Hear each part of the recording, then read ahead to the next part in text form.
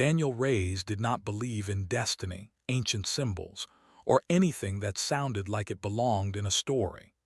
He believed in bolts tightened to the right pressure, clean wiring, and machines that worked because someone understood how they were built. That was how he had survived 6 years working construction jobs across space. You followed rules, trusted logic, and avoided strange things sold in dark corners. Unfortunately, Daniel was tired that day, and tired people made small mistakes. The trade station called Karin's Rest floated between three star systems, a neutral place where crews spent their pay and forgot their jobs for a while. It smelled like fried food, old metal, and recycled air. Daniel had just finished a 12-hour shift repairing a grav ring, and all he wanted was a cheap souvenir to take home. Something small, something harmless. That was how he ended up walking through the lower market. The stalls were packed tight, glowing with strange lights and stranger objects. Aliens of every shape moved past him, some tall and thin, some wide and armored, some wrapped in cloth that shifted colors as they moved. Daniel kept his hands in his pockets and his head down. Humans were common enough here, but not common enough to blend in completely. One stall caught his eye because it looked boring. No flashing lights, no floating signs, just a flat table with small metal objects arranged neatly in rows. Rings, bracelets, and coins made of dull silver-gray metal. Behind the table sat an alien vendor with dark skin like polished stone and eyes that reflected light like glass. Daniel stopped without thinking. The rings were simple, smooth, no markings, no symbols. Just clean circles of metal. "How much?" Daniel asked, pointing to one. The vendor stared at him for a long moment, too long. "That is not a decoration," the alien said slowly, using a translator that gave his voice a flat tone. Daniel smiled. "It's fine. I just want something simple." The vendor's eyes flicked around the market, then back to Daniel. "You should leave." That should have been the moment Daniel walked away. Instead, he reached for the ring. The moment his finger slid through it, the metal tightened. Daniel sucked in a sharp breath. "Hey!" The ring shrank just enough to lock itself in place. Not painful but firm, like it had decided where it belonged. The air around the stall changed. The vendor stepped back so fast he nearly fell. His face lost all color. "You should not have done that," he whispered. Daniel tried to pull the ring off. It did not move. "It's stuck," Daniel said, forcing a laugh. "Got any tools?" The vendor did not answer. He dropped to one knee instead. Around them, nearby aliens froze. Conversation stopped. A tall insect-like being backed away, making a clicking sound of fear. Another alien pulled a child close and turned its body away from Daniel. "What's going on?" Daniel asked, his voice suddenly tight. The ring grew warm, not hot, just warm enough to feel alive. A soft pulse ran up Daniel's arm, spreading across his chest like a low vibration. His vision blurred for half a second, then cleared. Symbols flashed in the air in front of him, thin lines of light-forming shapes he did not recognize. Then they vanished. Daniel staggered back. "Okay, I want this off, now." The vendor finally stood, shaking. "It cannot be removed. That's not funny." "It is not a joke," the alien said. "It is a bond." Security sirens wailed somewhere in the distance. The market exploded into motion. Stalls slammed shut. Aliens fled in every direction, pushing past Daniel as if he were dangerous. Security drones dropped from the ceiling, red lights locking onto him. "Citizen, remain still," a mechanical voice said. Daniel raised his hand slowly. "I didn't do anything." The drones scanned him, then the ring. Their lights shifted from red to yellow. "Status unclear," the drone reported. "Notify station command." Two security officers arrived moments later, one human, one alien. Both stopped short when they saw the ring. The human officer swallowed. "Sir, where did you get that?" "I bought it," Daniel said. 5 minutes ago, I want it off." The alien officer tapped something on a wrist device, eyes never leaving the ring. "That object is not permitted for civilian trade." "I didn't know." That, the alien said quietly, is not relevant. Daniel was escorted out of the market and into a secure transport. No one touched him directly. Even the human officer kept a careful distance. As the transport lifted away, Daniel stared at his hand. The ring looked ordinary. Plain, silent, but he could feel it now. A steady presence, like a second heartbeat.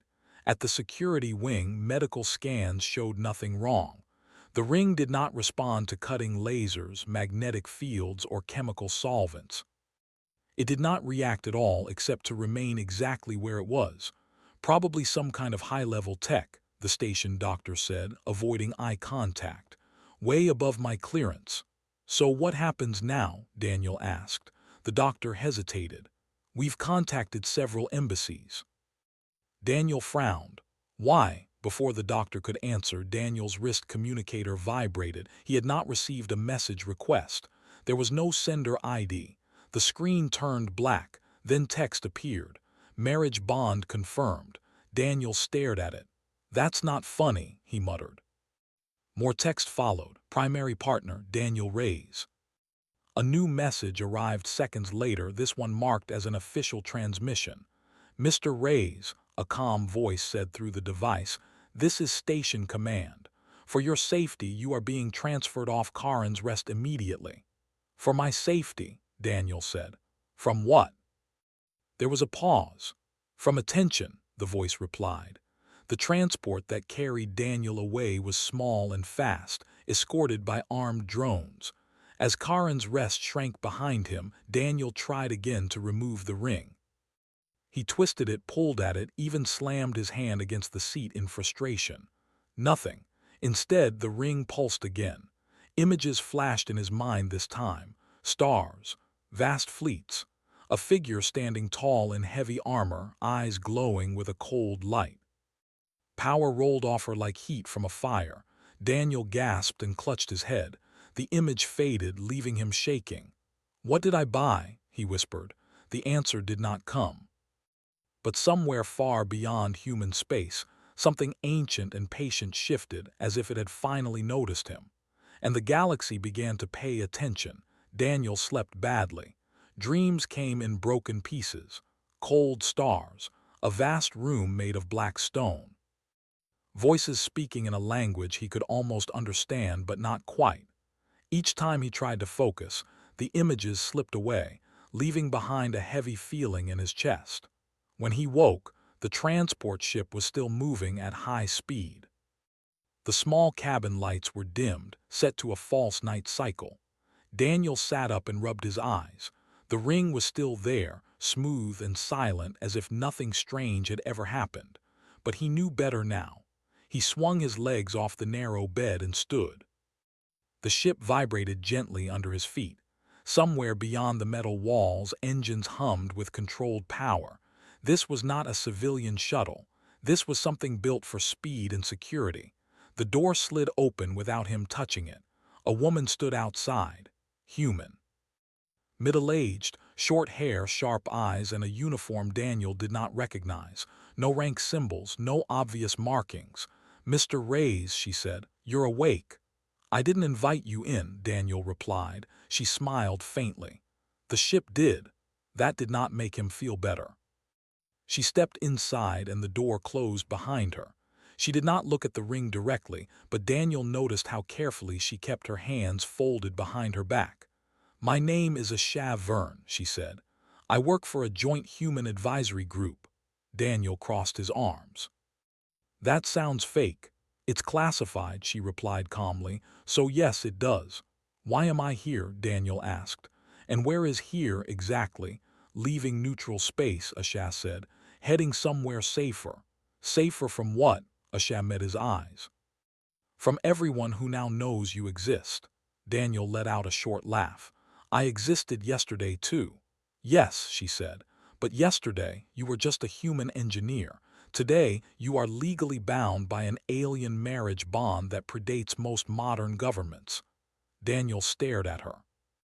I didn't agree to anything. According to the bond, HFY said, you did. That's insane. Welcome to alien law. She activated a wall display. Symbols and images appeared, translated into simple human text. Daniel saw diagrams of rings, long dead civilizations, and something that made his stomach tighten. A title appeared, Irrevocable Union Sigil. This technology was created by a species that vanished thousands of years ago, Asha explained. They believed bonds were sacred. Permanent, not just social contracts, but biological and legal ones. Daniel shook his head. I just put on a ring. The ring put itself on you, Asha corrected. That matters. The screen changed again, showing a map of space with highlighted regions. Most species consider these bonds dangerous, Asha continued. Not because of romance or tradition, but because of what they represent. Power, alliance, obligation. Obligation to who? Daniel asked. Asha hesitated. To your partner. Daniel swallowed. Who is she? We are still confirming, Asha said carefully, but we know the bond activated fully. That only happens if the other party is alive. Daniel remembered the armored figure from his vision, the glowing eyes, the sense of weight and authority. I saw someone, he said quietly. Asha's eyes sharpened. You had a shared echo event. I don't know what that means. It means the bond is stronger than expected, she said. Much stronger. The ship shuddered slightly, then smoothed out. Daniel felt a strange calm settle over him, as if his body had decided panic was no longer useful. That's new, he said. Asha nodded. Stress regulation, one of the side effects. Side effects, Daniel snapped. This thing is changing me. Yes, she said simply. That's why people are afraid. She turned off the display. Several factions have already requested custody of you. Custody, Daniel repeated. Like I'm an object. In their view, Asha said, you are part of a political structure now. Daniel looked at his hand again. The ring looked harmless, ordinary. I want it removed, he said. I don't care how old it is. We've tried, Asha replied. So has every expert we could reach in the last 6 hours. 6 hours, Daniel said. That's how long this has been going on. That's how long the galaxy has been arguing about you. Daniel sank back onto the bed. This can't be real, Asha studied him. Most people break when they realize it is. Break how? Panic, anger, denial. She paused. You're adapting instead. I don't feel adapted, Daniel said. You will, she replied. Humans always do. That night's cycle passed without sleep. Daniel spent hours staring at the wall, replaying everything that had happened. The market, the vendor's fear, the way the station security had backed away. He had thought humans were small players in the galaxy, useful, adaptable, but not important. Apparently that had changed. When the ship finally slowed, Daniel felt it before any announcement. The ring pulsed once gently like a warning. We've arrived, Asha said. Where? Daniel asked. A diplomatic holding station, she replied. Not officially on any map. The doors opened to a wide corridor made of white metal and soft light. Guards stood at intervals, human and alien alike. All of them watched Daniel with open curiosity or thinly hidden concern. No one smiled. As Daniel walked, he felt eyes on him from every direction, not hostile, measuring. He was led into a large chamber with a circular table. Several beings were already present, tall, short, armored, robed. Some had translators visible, others did not need them. This is an emergency council, Asha said quietly. They are here because of you. Daniel stopped. I didn't agree to this either. You don't have to speak if you don't want to, she said. But they will speak about you. He took a breath and stepped forward. The discussion began immediately. Voices overlapped, translations struggling to keep up. The bond must be contained. Human involvement was never predicted. This is a violation of ancient accords. Remove him. That is impossible. Then isolate him. Daniel listened, jaw tight. Finally, a tall alien with silver skin and 4 eyes turned toward him. Human Daniel Reyes, it said. Do you understand what you carry? I understand I bought something I shouldn't have, Daniel replied. Several beings reacted with visible confusion. You minimize, the alien said. I simplify, Daniel said. That's how humans survive. A murmur rippled through the room. Another voice spoke, deeper, heavier. Has the partner been identified? Asha answered. Commander Vailtier, confirmed, currently awakening from long-term stasis. The room went silent. Daniel felt the ring grow warm again. Images pressed against his thoughts, stronger this time. A battlefield, controlled fury. A sense of duty so heavy it bent everything around it. She's a soldier, Daniel whispered. Asha looked at him sharply. You can feel her. Yes, he said. She's focused. Fear crossed more than one alien face. The bond has chosen a human, someone said. And the human endures, Daniel straightened. I didn't choose this, but I won't be treated like a weapon or a prize. The silver-skinned alien studied him. You speak boldly for one so newly bound. Daniel met its gaze. That's because I'm still me. For a moment, no one spoke. Then, without warning, alarms blared. Red lights flashed. Incoming unauthorized vessels, a voice announced. Multiple signatures. The council erupted into chaos. Ashag grabbed Daniel's arm. They found us faster than expected. Who? Daniel demanded. People who believe controlling you is worth starting a war, she said. The ring pulsed hard. Daniel felt something shift inside him. Not power, not anger, resolve. I'm not running anymore, he said. Ashas stared at him. You don't know what you're facing. Daniel looked down at the ring, then back up. Neither do they. Somewhere beyond the station walls, ships moved into attack positions. And for the first time in his life, Daniel Reyes stood at the center of something the galaxy could not ignore. The station shook as the first distant explosions echoed through its outer shields. The sound was low and deep, like thunder trapped inside metal walls. Daniel felt it in his bones more than his ears. Lights flickered. The council chamber filled with sharp voices and rapid commands. Defense grid online. Identify attackers. Signal interference detected. Asha pulled Daniel away from the table as the floor vibrated again. We're moving, she said. Now. Where? Daniel asked. Somewhere less obvious, she replied. They ran through the corridor as alarms continued to howl. The ring on Daniel's finger pulsed again, harder this time.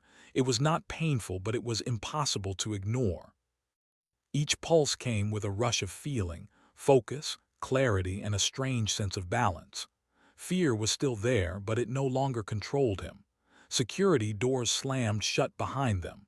Automated turrets extended from the ceiling and walls, tracking targets Daniel could not see. Who's attacking us? Daniel asked as they turned a corner. Several groups, Ashas said, private fleets, political extremists, maybe worse. All because of me. All because of what you represent, she corrected. They reached a lift and stepped inside. As it descended, Daniel leaned against the wall, breathing hard. His hands were steady. That surprised him. You should be terrified, Ashas said, watching him closely. I am, Daniel replied. I just don't feel useless anymore. That's the bond, she said quietly. It enhances what's already there. The lift stopped. The doors opened to a wide hangar bay filled with activity. Ships were being prepped for launch. Crews shouted orders. The air smelled like fuel and hot metal. At the center of the bay stood a large armored figure surrounded by guards. Daniel stopped walking. He knew her, not from memory, but from feeling. Commander Vailtier turned as if she had sensed him the moment he entered the room. She was taller than most humans, broad-shouldered, and wrapped in dark armor etched with faint glowing lines. Her skin was a deep shade of blue-gray, marked with thin scars that spoke of long service. Her eyes burned with a sharp golden light. The ring pulsed once. Vailtier stiffened. The guards around her reacted instantly, weapons raised, but she lifted one armored hand. They froze. She stepped forward, slow and controlled, never breaking eye contact with Daniel. So, she said, her voice low and clear through a translator. You are the one, Daniel swallowed. I think so, Ashat tensed beside him. Commander, I know, Vailtier said without looking away. Leave us. That's not, Ashat began. Now, Vailtier said. There was something in her tone that did not allow argument. Reluctantly, the guards backed away. Asha hesitated, then stepped back as well, though her eyes stayed on Daniel. The hangar noise faded into the background. Vailtir stood a few steps away from him. Up close, her presence was overwhelming. Not because of size or weapons, but because of certainty. She carried herself like someone who had never doubted her place in the universe. "You are human," she said. "Yes," Daniel replied. "You are not what the bond was designed for." "That makes two of us," Daniel said. For a moment her expression flickered. Confusion maybe, or curiosity. "The ring accepted you," Vailtir said. "That should not be possible. I hear that a lot lately."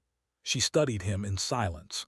Daniel felt pressure in his mind, not painful but probing. He realized she was testing him, measuring his thoughts and reactions. He did not fight it. Instead, he stood still and let her see what was there. Fear, confusion, a stubborn core that refused to bend. Vailtir's eyes narrowed slightly. "You are untrained," she said. "Unprepared." "Absolutely," Daniel agreed. "And yet," she continued, "you did not collapse under the bond." "I don't quit easily," Daniel said. "It's a human thing." Her lips curved just a little, not quite a smile. The station shuddered again. A distant explosion rocked the bay. "We are under attack because of you," Vailtir said. "Because of us," Daniel corrected. She paused. "Yes," she said slowly, "because of us." She turned and gestured toward a nearby ship. "Come." "Where are we going?" Daniel asked. "Somewhere I can keep you alive," she replied. "And find answers." They boarded the ship just as another blast rocked the station. The hatch sealed behind them. The ship lifted off, engines roaring. Daniel strapped into a seat opposite Vailtir. The interior was sparse and functional. No decoration, no comfort. "You were asleep," Daniel said as the ship accelerated, "in stasis." "I was," she replied, "for a long time. And the bond activated anyway." "Yes," she said, "which means something changed." She looked at him again. "You changed it." "I didn't mean to." "Intent is not required for consequence," she said. "That is another ancient rule." The ship jumped into faster-than-light travel. The stars stretched and vanished. Silence filled the cabin. "Why is everyone so afraid of this bond?" Daniel asked finally. Vailtir folded her arms. "Because it creates unity where there should be separation." "That sounds like a good thing." "Not to those who rule by division," she said. Daniel thought of the council, the arguing voices, the fleets rushing to claim him. "They think I'm a weapon," he said. "They think you are a weakness," Vailtir replied, "and that makes you dangerous." She leaned back slightly. "Tell me, human, why did you not remove the ring when you realized what it was?" "I tried," Daniel said. "It wouldn't come off." "That is not what I asked." Daniel hesitated. Then he answered honestly, "Because running didn't feel right." Vailtir watched him carefully. "You are bound to a stranger, to a war leader of another species. You owe me nothing." Daniel met her gaze. "Maybe. But I don't like people deciding my choices for me." Her eyes flared faintly. "That is not weakness." "No," Daniel said. "It's stubbornness." She made a low sound that might have been a laugh. The ship dropped out of faster-than-light near a quiet star system. A hidden outpost drifted near a barren moon. As they docked, Daniel felt the bond settle like it approved of the location. Inside the outpost, Vailtir led him through corridors lined with symbols and old battle marks. This place had history. Power lingered in the walls. "You will be tested here," she said. "By who?" Daniel asked. "By everyone," she replied, "including me." Training began almost immediately. Daniel expected pain, exhaustion, and failure. He got all three, but he also got something else: adaptation. His body learned faster than it should have. His mind processed patterns, strategies, and movements with growing ease. The bond did not make him stronger than Vailtir, but it allowed him to keep up longer than any human should. Vailtir watched closely. She corrected him when he made mistakes, but she did not mock him. "You question my methods," she said after one session. "Some of them don't make sense," Daniel replied, breathing hard. "They have worked for centuries." So have some bad ideas, Daniel said. She stared at him. Then she nodded once. Explain. And he did. He spoke about flexibility, about adapting plans in real time, about humans surviving not because they were strongest, but because they learned quickly and worked together. Veiltir listened.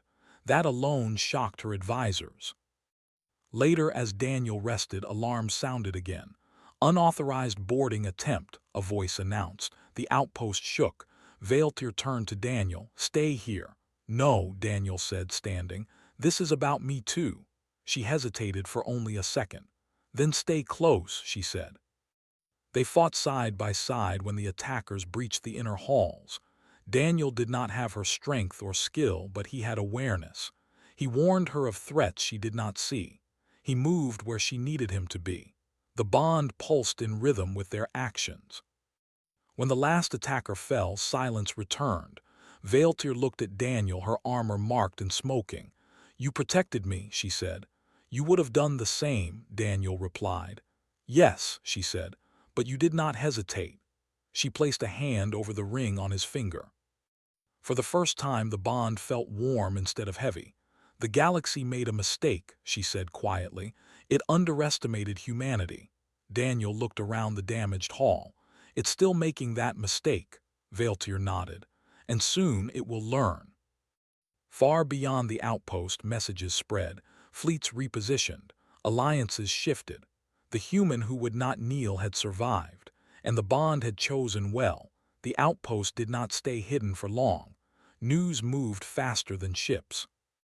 Within days, signals began to reach the quiet system, coded messages, encrypted warnings, and silent probes drifting too close for comfort. Daniel could feel it even before the alarm sounded. The ring would pulse, soft but steady, like it was listening to the galaxy breathe. Veiltir stood in the command chamber studying a rotating star map. New lights appeared almost every hour. They are gathering, she said. Daniel leaned against the wall, arms crossed. They always do when someone smells opportunity. She glanced at him. You speak as if you have seen this before. Not like this, Daniel replied. But humans know what it looks like when powerful people want something they don't understand. Veiltir's jaw tightened. They want to control the bond. Or erase it, Daniel said. Yes, she agreed. That option grows more popular. The outpost's council chamber filled over the next few hours. Veiltir's people arrived first, commanders, scholars, and veterans marked by long service. Then others came. Representatives from trade coalitions, observers from neutral systems. Even a small human delegation arrived, led by Asha. Asha looked relieved to see Daniel alive. You're becoming very hard to track, she said quietly. Occupational hazard, Daniel replied. The meeting began with tension thick in the air. No one sat close to Daniel. Some refused to sit at all. The bond cannot be allowed to stand, one alien delegate said. It violates ancient balance. Veiltir folded her arms. The bond exists. Balance already changed. A human cannot be part of this, another voice snapped. Their species lacks the discipline required. Daniel raised an eyebrow. Nice to meet you too. A murmur ran through the room. Asha stepped forward. Humanity does not accept unilateral decisions about its citizens. You do not have a fleet large enough to enforce that, the delegate replied. Asha smiled thinly. We don't need one. Daniel watched the exchange carefully. Humans looked small here, physically and politically, but they were not backing down. That felt familiar. The issue, Veiltir said, her voice cutting through the noise, is not whether the bond should exist. It is whether you will respect it. You speak as if this is personal, an elder alien said. It is, Veiltir replied. That is the point. Several eyes turned toward Daniel. Human, the elder said. Do you understand the burden you carry? Daniel thought of the attacks, the training, the quiet moments when the bond steadied his thoughts. I understand that you're afraid of losing control, he said. That caused an uproar. You dare. I dare because I have to, Daniel continued. You built systems that only work if everyone behaves the same way. Humans don't. Valtir watched him closely but did not interrupt. "We adapt," Daniel said. "We question. We change things that stop making sense."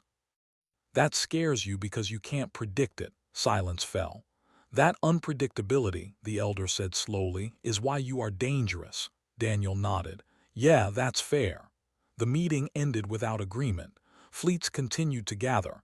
Outside the outpost, space grew crowded. The first attack came without warning. Long-range weapons struck the outpost's outer defenses. Shields flared bright, holding but barely. Alarms screamed as the station shook. "Multiple hostile signatures," a voice announced. "They are not hailing." Valtir moved instantly. "Battle stations." Daniel followed, heart pounding. The calm the bond gave him did not erase fear, but it sharpened it into focus. Ships poured into the system, forming a loose ring around the outpost. They did not carry a single flag. This was not a war declared by nations. This was a decision made by those who believed rules no longer applied. "They want to overwhelm us," Daniel said.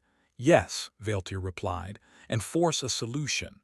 "What solution?" Daniel asked. She looked at him. "Your removal." The first boarding pods launched. Valtir turned to Daniel. "You stay here." "No," Daniel said immediately. "This will be worse than before," she warned. "I know," he replied. "That's why I'm not hiding." She studied him for a long moment, then nodded. "Stay behind me." They met the attackers in the inner corridors. Combat was fast and brutal.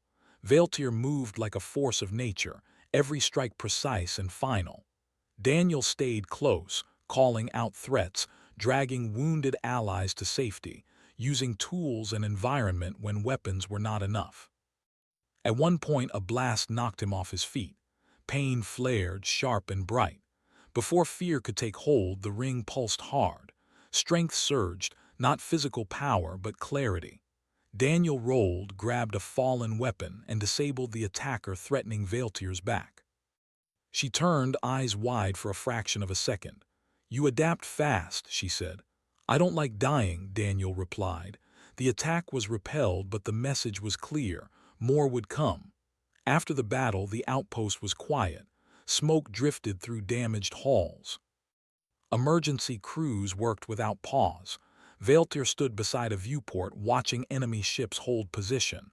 "They will not stop," she said. Daniel joined her. "Neither will we," she glanced at him. "You speak as if you have a plan." "I do," Daniel said. "But you're not going to like it," she waited. "Humans don't win by matching force," he said. "We win by changing the rules." Ashad joined them. "He's right," she said. "Human legal teams are already working." Valtir frowned. "Legal teams?" "Yes," Ashad said.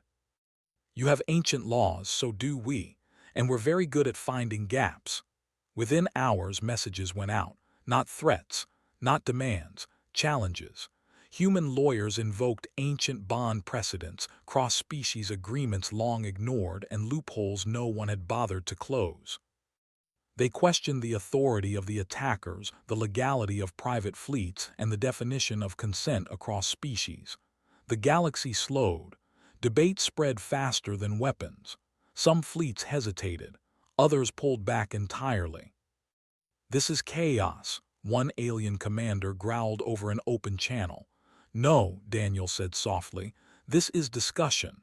Valtir watched as ships withdrew one by one. "They are afraid to act without approval," she said. "Humans hate acting without thinking," Daniel replied.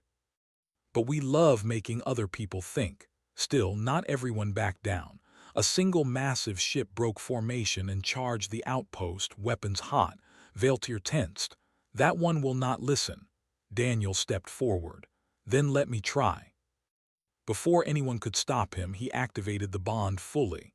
The ring burned with light. Not blinding, but undeniable.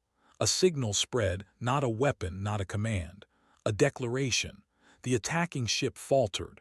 Across space, systems registered the bond's full activation. Ancient protocols woke. Safeguards triggered. The ship's weapons powered down. Silence followed. Daniel sagged slightly, breathing hard.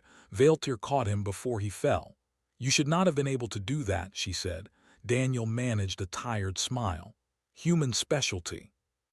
The battle was over not because someone won but because the galaxy had been forced to pause.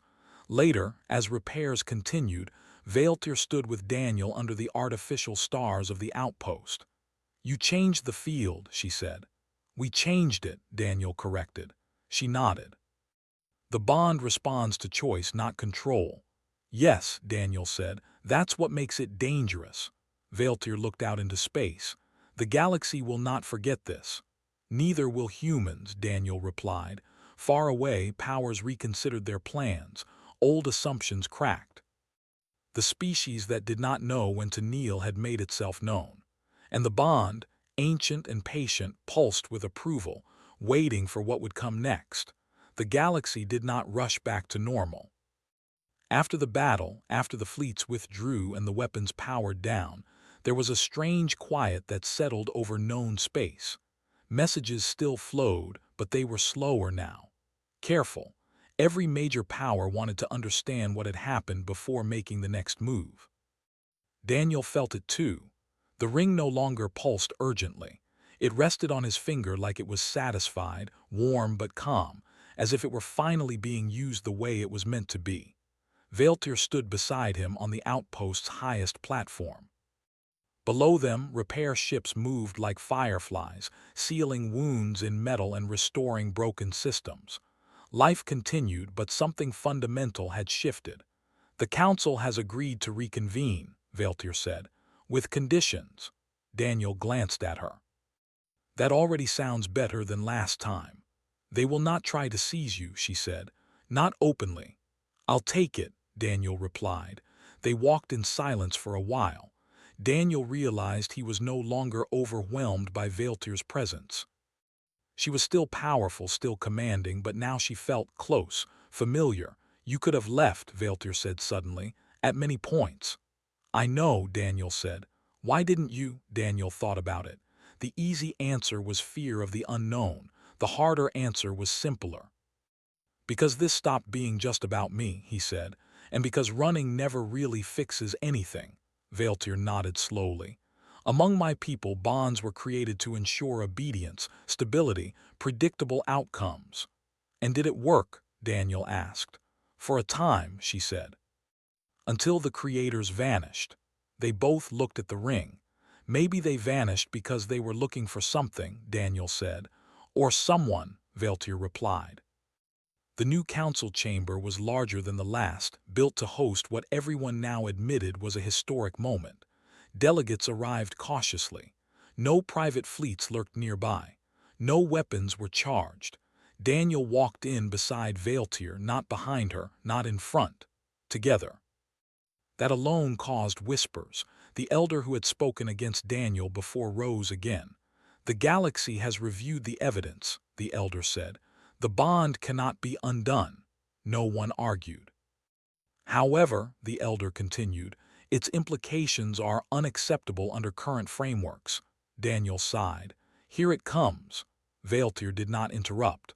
"The bond's creators intended it to enforce unity," the elder said, "but what we have seen is something else." "Choice," Daniel said. "Yes," the elder admitted. "And that is disruptive." Daniel leaned forward. "So was faster-than-light travel, so was artificial intelligence, so was first contact. You adapted." Silence followed. Another delegate spoke, quieter this time. "The human did not dominate the bond." "No," Vaeltir said. "Nor did I. We meet it as equals," Daniel added. The words echoed through the chamber. The elder inclined their head. "Then a new precedent must be established." Relief moved through the room like a breath released. The ruling was simple, but its impact was massive. Marriage bonds would no longer be considered tools of enforcement. They would require mutual consent, ongoing recognition, and the right of both parties to withdraw without violence. Ancient law bent. Not broke. Bent. Later, alone in a quiet chamber, Daniel finally let himself sit down and breathe. "We did it," he said softly. Vaeltir sat across from him. "We survived." "That too." The ring warmed again, gently this time. Then slowly it loosened. Daniel froze. The metal shifted, no longer locked. He could feel it now, he could remove it if he wanted. Vailtir felt it too. Her eyes widened slightly, then softened. The bond recognizes consent, she said. Daniel slid the ring halfway off his finger, then stopped. He pushed it back into place. I choose this, he said. Vailtir placed her hand over his. So do I. The bond settled again, lighter than before. Not a chain, a connection. News spread quickly, not about a war, not about conquest, about a human, about a choice. On Earth, people watched the broadcasts with disbelief and pride. Engineers, farmers, teachers, and soldiers saw one of their own stand in a room full of giants and refuse to kneel. Humanity did not send fleets. It sent support, advisors, builders, thinkers, families. They came not to rule but to participate. Vailtir's people watched humans work and were confused at first. Humans questioned orders, changed plans mid-action, laughed in dangerous places, and mourned loudly when they lost someone. They also stayed. They repaired what they broke. They shared knowledge freely. They bonded easily, too easily. You are difficult to categorize, one alien scholar told Daniel. We get that a lot, Daniel replied. Time passed. Not years, not decades, enough. The galaxy adjusted. Trade routes shifted. Mixed species crews became common. Bond technology was studied, not feared. No one tried to recreate it exactly. They understood now that copying the tool without understanding the spirit was pointless. One evening, Daniel and Vailtir stood on a world neither of them had been born on, watching two suns set. Do you regret it? Vailtir asked. Buying the ring, Daniel said. Every now and then. She waited. But choosing this, he continued. No, Vailtir nodded. Nor do I.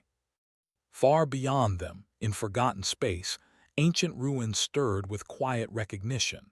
Systems that had waited millennia finally powered down. The search was over.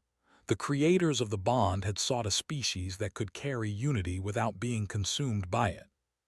Strength without domination, commitment without loss of self. They had not failed. They had simply been early. The galaxy no longer feared humans because they were strong. It feared them because when humans chose something, someone, they did not half choose. And Daniel Reyes, once an ordinary engineer, once a man who bought a simple ring, stood as proof that sometimes the most powerful force in the universe was not control.